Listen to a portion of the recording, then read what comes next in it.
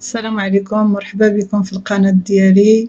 اليوم إن شاء الله غنوجد معكم واحد الطبق ديال الرز بالدجاج. بقاو معايا نشوفوا المكونات وطريقة التحضير.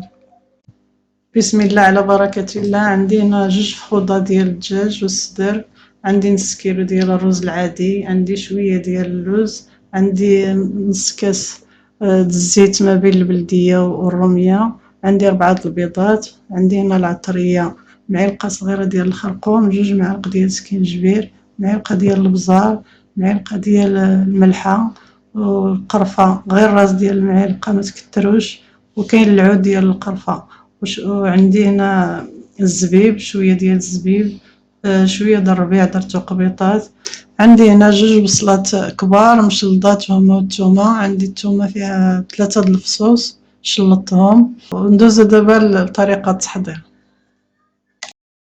احنا نغسلو الرز دابا، غادي نغسلو 3 د المرات، غنبدا نحكو مزيان ونلوح الماء ونعاود نحكو عاوتاني حتى يتشلل مزيان من داك النشا، ونردوه في البرميفور.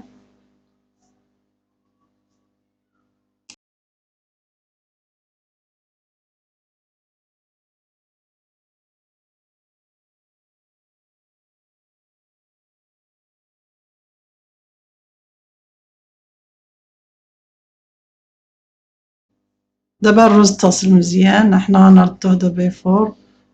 البرمة راه رديناها حتى طاب الماء. انا نرد دابا الرز ونخليوه يفور. عندي واحد نص حامضة هنا قطعتها على حسب البرمة ما تكحلش ليا من الداخل. هنا غنرد اللوز ديالي يطبخ، غندير ليه الماء راه مغسول مقاد، نديرو يطيب، غندير البيض نردوهم يطيبو. هنا غنديرو العطرية ديالنا هي كلها، غنزيدو ليها الزيت، نحيدو بعد هادشي من قدامنا، غادي نخلطوها مزيان حتى تندمج لينا. وفي الاخر ذوقوا على حسب الملحه، ما تكتروش نتوما الملحه بزاف، على حسب كل واحد الذوق ديالو حتى طيب المرقه والانسان يذوق. صافي دابا نديرو الدجاج ديالنا، ندخلو ليه ديك العطريه مزيان. ها هو الدجاج ديالنا مقاد،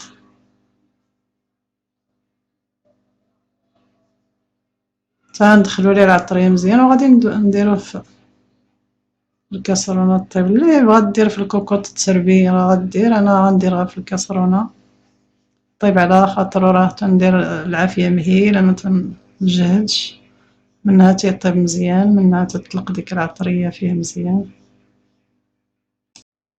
صافي غنردو دابا فوق البوطه يتقلى واحد شويه، ندير البصله وغنزيد الربيع، وحنا نتبعوا المراحل ان شاء الله، وتبعوني كيما تندير غتجيكم الوصفه ناجحه ان شاء الله وتجيكم بنينه وبالصحه والراحه. ها هو من بعد ما بدا كيتقلى غندير ليه البصله ونخليوه يتقلى مزيان، تدخلو ديك العطريه، ها القبيطه د الربيع، ها القرفه ديالنا، وصافي نخليوه دابا يتقلى حتى من بعد وغنديرو ليه الماء. هنا كنحطو اللوز يغلى واحد 10 دقائق. عندنا البيض حتى هو نحسبو ليه واحد 12 دقيقه ملي بدا يغلي ونحيدوه. وهنا عندنا الزبيب، ملي يقرب الدجاج يطيب ان شاء الله غنرميوه. عندنا اللوز ديالنا هو طبخ، غنفسخوه.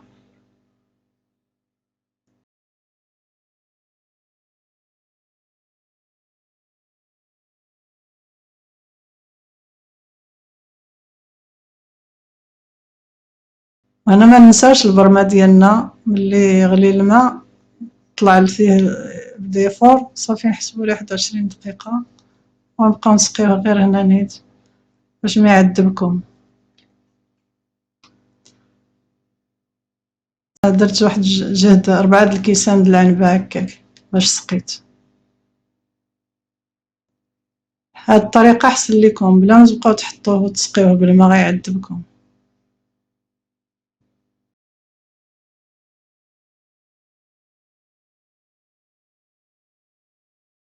هانتوما من بعد 20 دقيقة جينا عاوتاني نسقيوه من جديد نفس العبار ديالنا بحال قبيله 4 د الكيسان تقريبا ديال العنبة. هانتي نحركوه ها هو بدا كيشرب الماء.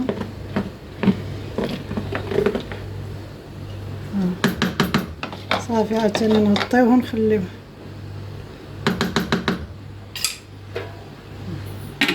الدجاج ديالنا تبارك الله الريحة طالعة غزالة. صافي تقريبا راه طاب. غنزيد ليه دابا الزبيب. غيزيد غير شوية صافي نطفي ليه غير على ما يطيب الزبيب دغيا كيطيب هو. المرقة ديالنا طابت.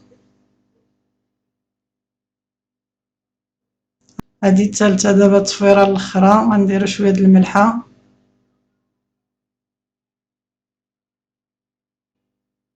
باش ما يجيكمش باسل. واخا المرقة غتجي بنينة ولكن الا كان هو باسل غنسقيوه عاود بنفس الطريقة 20 دقيقة عاود ما بين الأولى والثانية والأخرى عاود. وصافي الرز ديالنا صافي دابا إلا طلع صافي راه وجد إن شاء الله.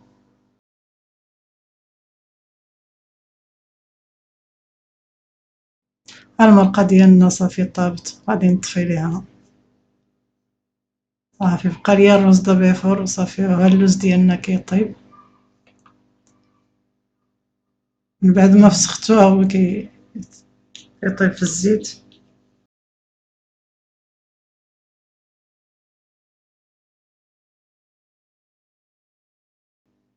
صافي حنا دابا نوجدو الطبق ديالنا. الطريقة ديال التقديم الرز ديالنا تبارك الله كله مفرتت ما لاصق ما والو. يجيكم معجان ولا شي حاجة ما تخافوش كيجي هو هذاك وما كيعذبش. حضري غير الوقت. هانتي حبالة اختها. دابا غنحطو الدجاج. ها هو الدجاج ديالنا طايب صلع من النبي مفرتت. نسقيوه شوية من الفوق.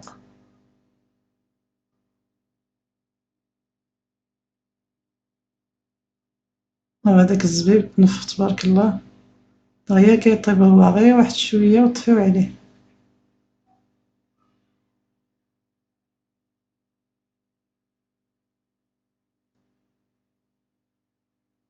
هذا هو الطبق ديالنا.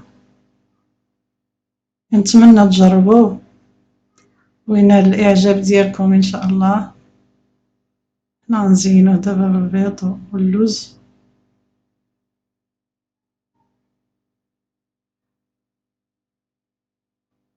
كما تنشوفوا حتى حنا من الناس وكنتعلموا. نتمنوا حتى نتوما ديروا معنا تستافدوا مني.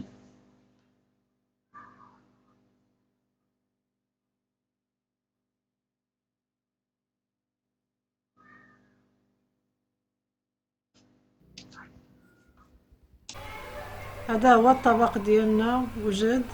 ما تنساوش ديروا لي لايك واشتراك للقناة وفعلوا الجرس. ما تنساوش تعطوني الآراء ديالكم في التعليقات وشكرا.